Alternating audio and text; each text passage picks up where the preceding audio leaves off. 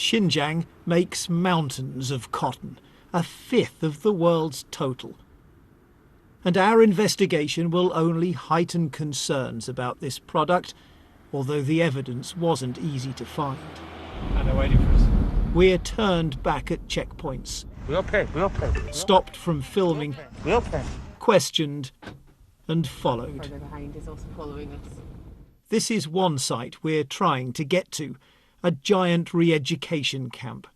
But more recently, something else has been built next door, a textile factory. Days after its completion, a large group of people can be seen being moved between the camp and the factory.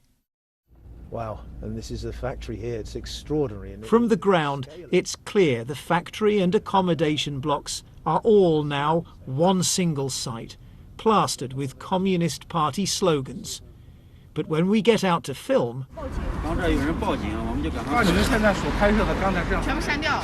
we are entitled to film in public anywhere in China. China says these places are simply about creating jobs. But everywhere we go, there's this extraordinary effort to stop us documenting any of it. In Xinjiang, a whole culture is under suspicion. More than 1 million Uyghurs and other traditionally Muslim minorities are thought to have been swept into the camps, viewed by China as potential Islamist separatists. But each year, more than 2 million others are being gathered for something else.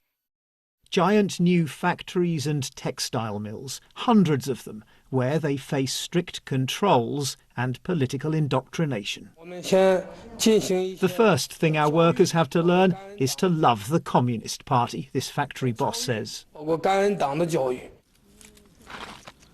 But now the BBC has seen evidence that shows Uyghurs are also being sent en masse into the cotton fields. One day my family will disappear from this world. Mahmoud, not his real name, left Xinjiang 3 years ago, but his family still lives there. And my mom told me she's picking the cotton for the government officers. It's like our duty to do that work. They will just go because they are so afraid of being taken to jail or somewhere else. Newly uncovered documents show the scale. 150,000 pickers sent to one area, almost as many again organised for another. They're given ideological education, and the lazy, the authorities say, are being taught the glories of work. The evidence suggests that the real intention here in Xinjiang is the dismantling of an entire culture and its rebuilding through the total control of people's families, their faith, their thoughts, and on a massive scale across the fields and factories of this region in the work that they do. In a written statement, the Chinese government said workers from all ethnic groups in Xinjiang choose their jobs according to free will and sign contracts in accordance with the law. It said accusations of forced labour were completely fabricated.